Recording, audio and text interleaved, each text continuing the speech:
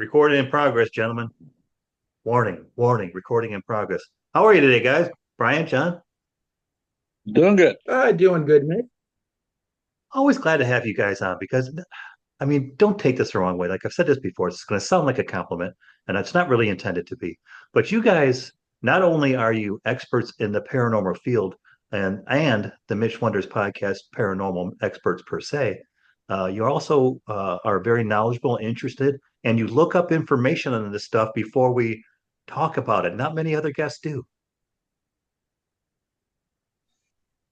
But I'm glad to have. That's It's Well, something you normal. got to do. You have to look up things properly. You don't want to be on there giving misinformation either.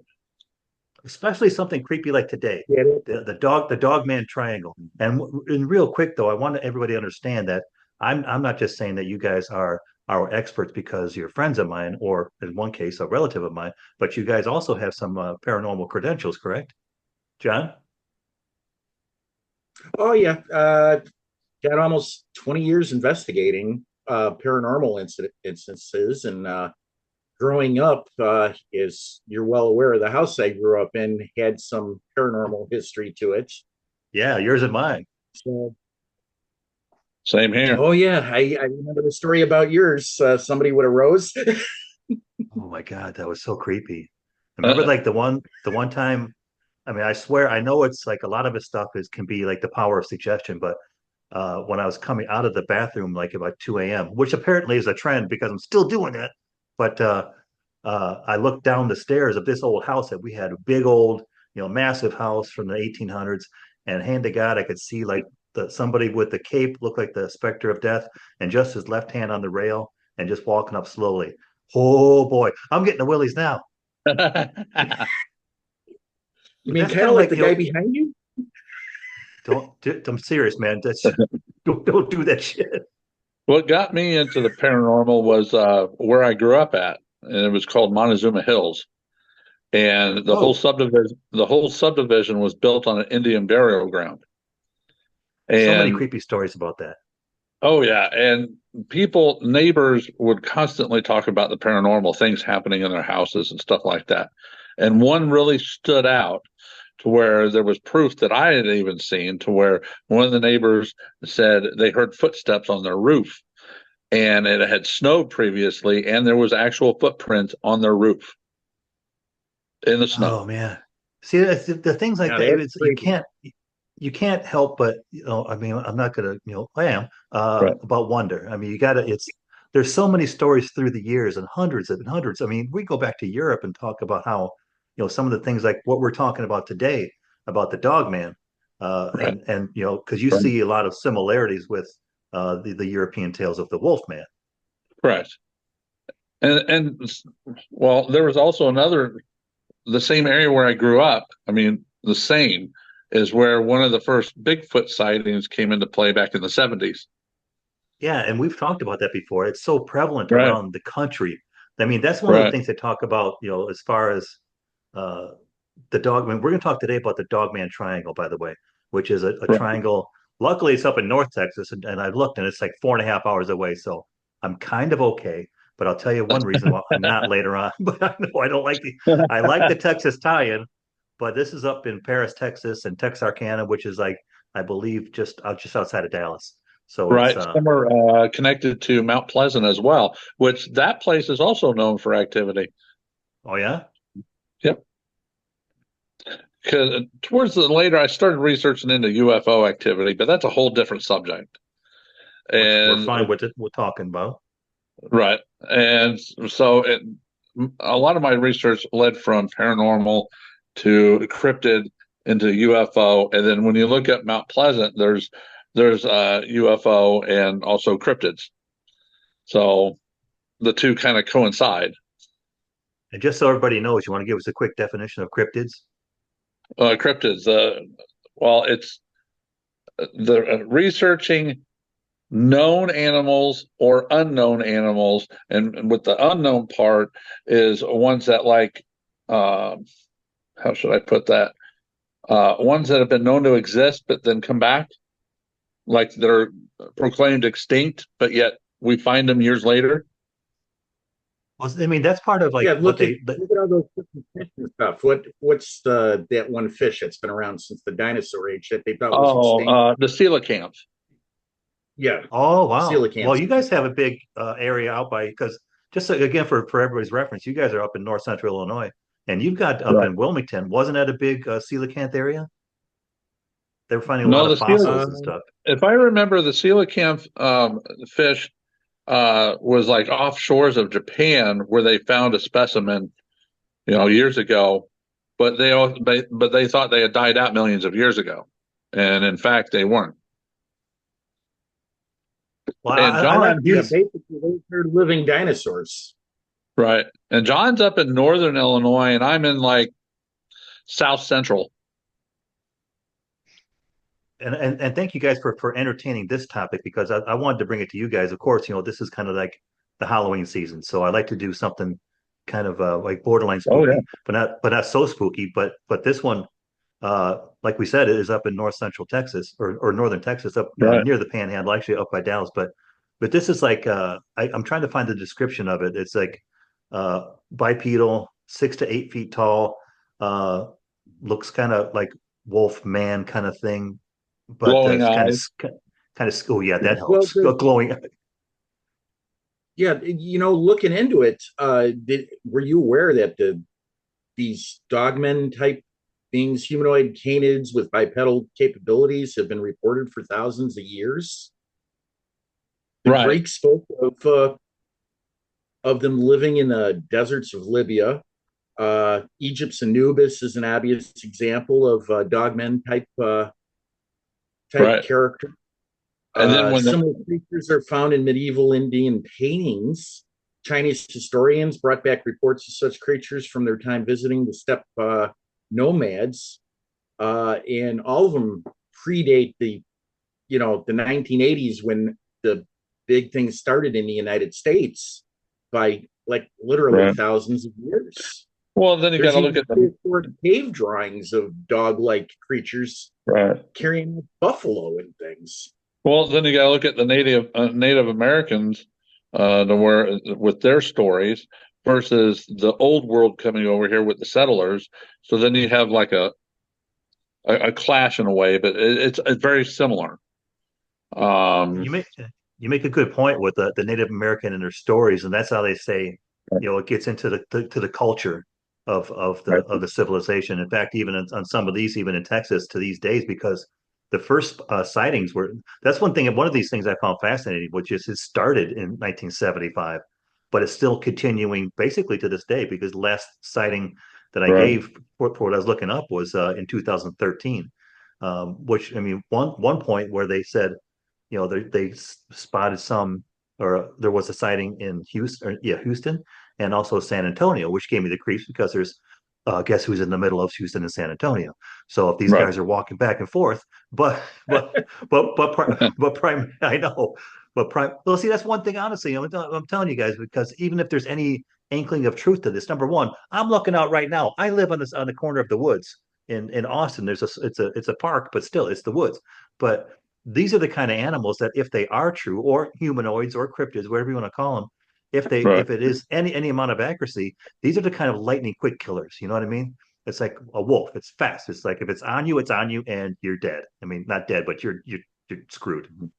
right, Yeah, So just for a little bit of clarification here, the first reported sightings of dogmen were in Wexford County, Michigan, in 1887.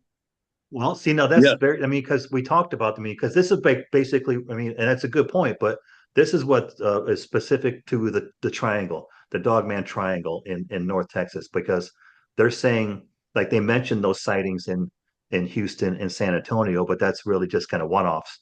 But one of the things that give this credibility is the fact that these sightings are all basically regional in the same region. There's got to be something to the sightings. I mean, that map that I found that I posted for you too. right. Did you take a look at it? Because the area varies.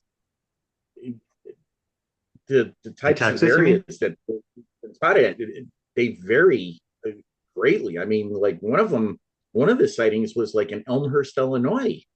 Oh, son of a Yeah. bitch! which That's right out your is a backyard, isn't wooded it? area.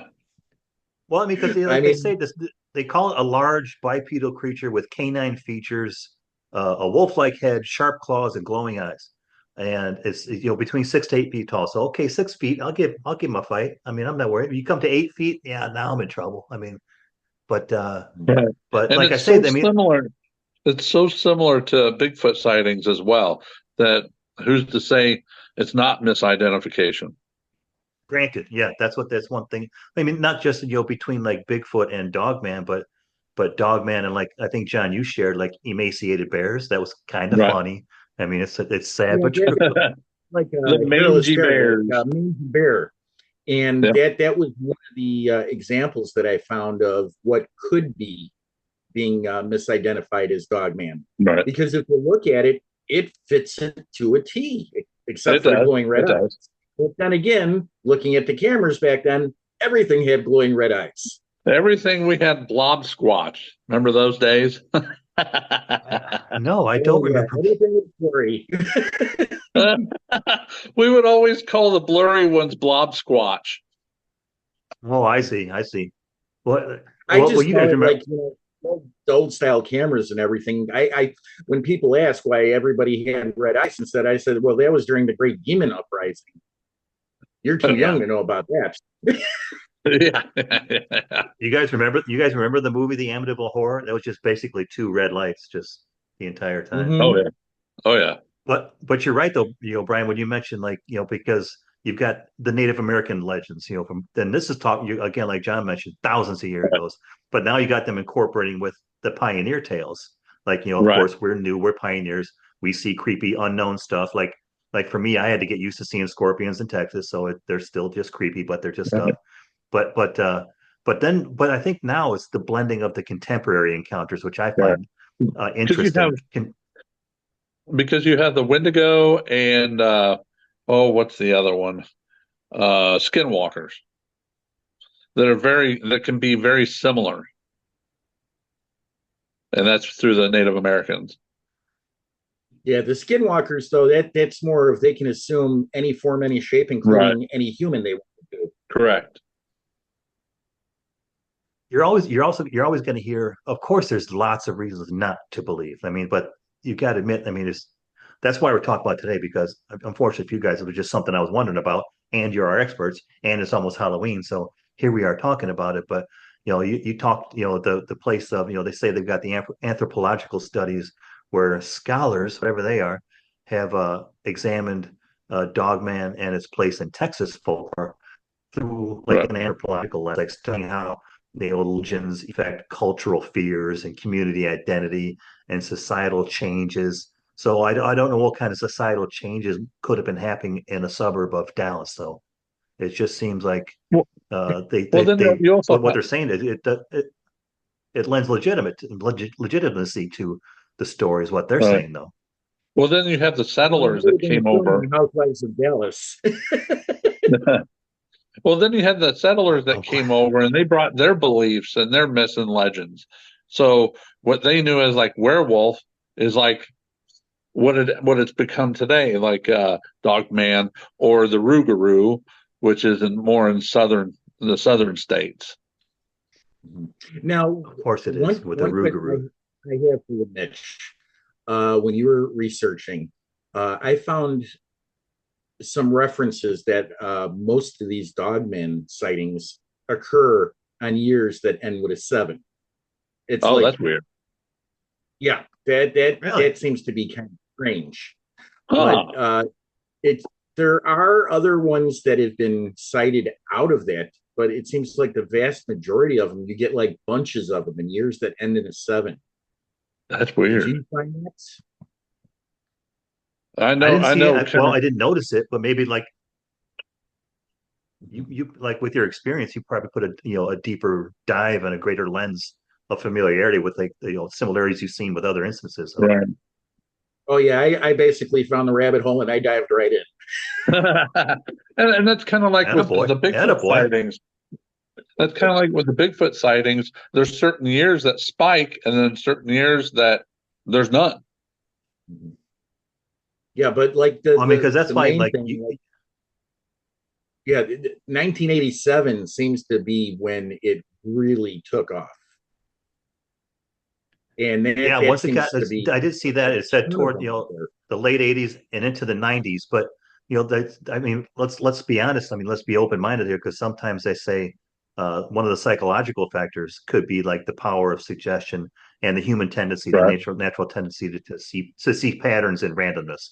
So it Or could be. pareidolia. I mean, because Well, the but what's that that? that What's that? that's What's like one of the pareidolia? things Is that I the same brought up thing? earlier. Pareidolia, where our minds Well, actually, no, um, there was. I brought up when we were doing our pre-discussion and everything a couple of days ago um, about that DJ by the right. name of Cook. He came up with I did that listen to that, by song. the way. You did listen or didn't? I did part of it. Yeah, I did part Yeah. of it.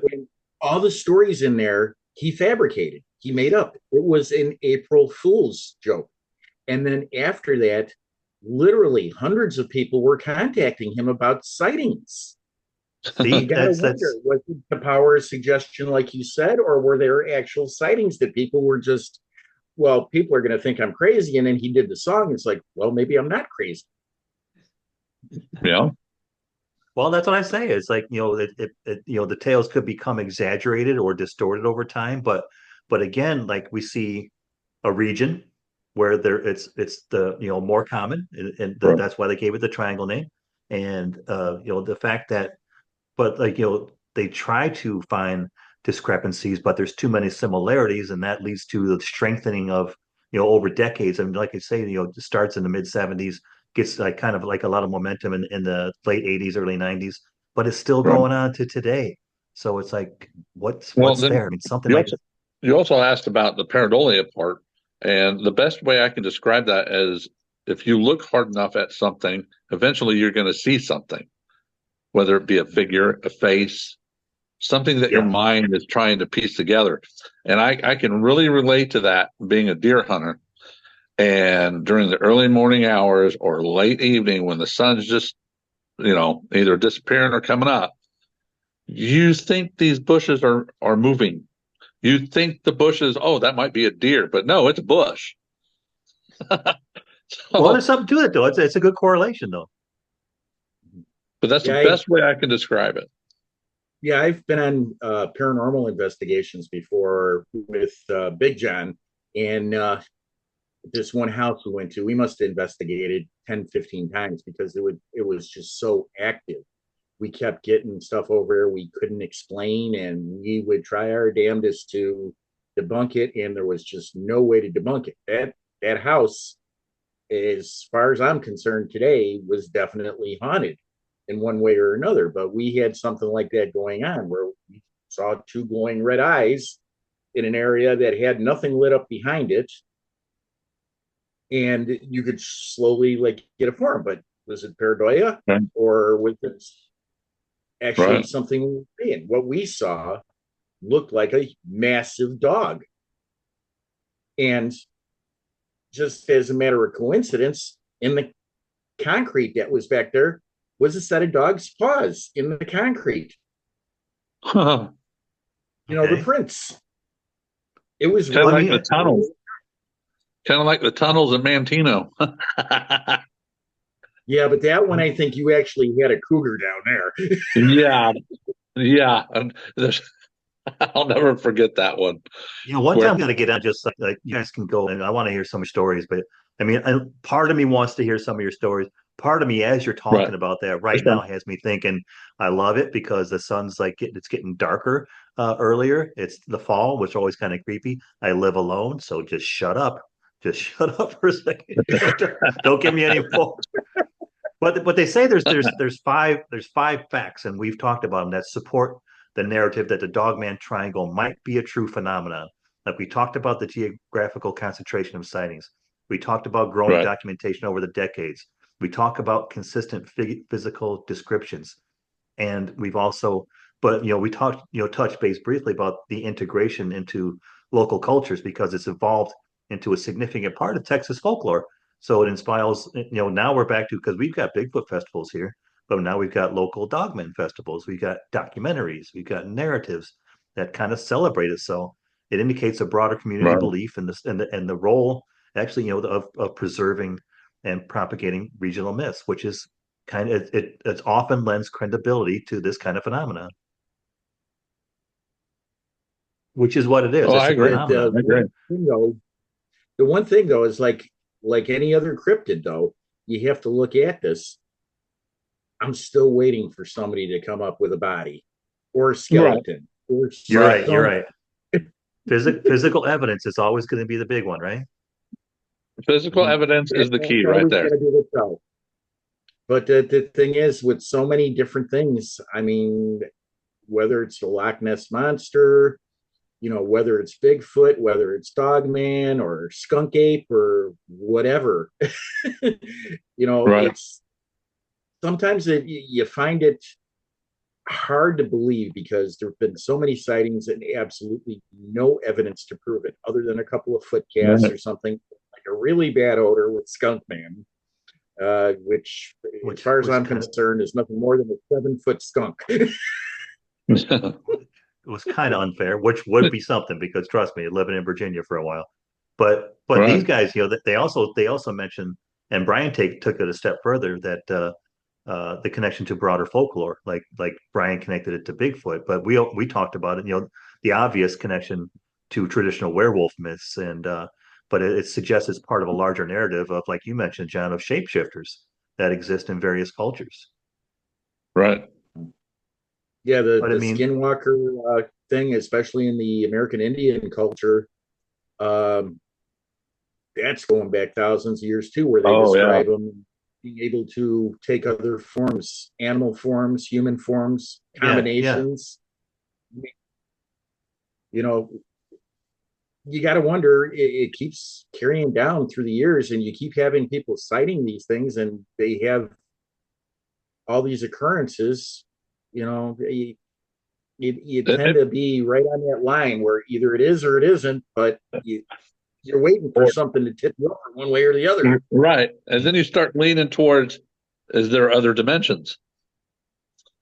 Is there Like what? portals? Oh, Things like oh, that. oh. I like it. I mean, Like the because it's like Skinwalker Ranch. Right.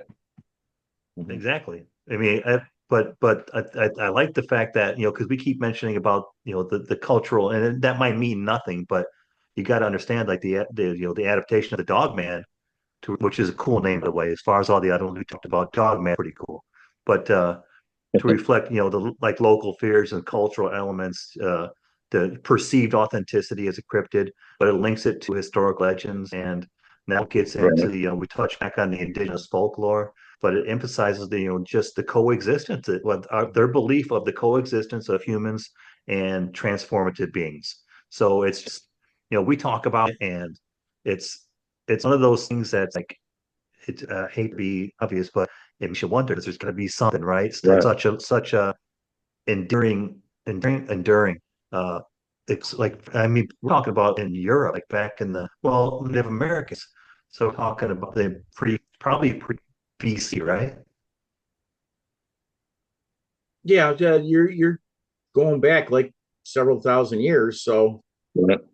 those the thing is, most history through the ages has been done verbally, Yeah, Right. you yeah. know, Around the passed around down the that way. fire.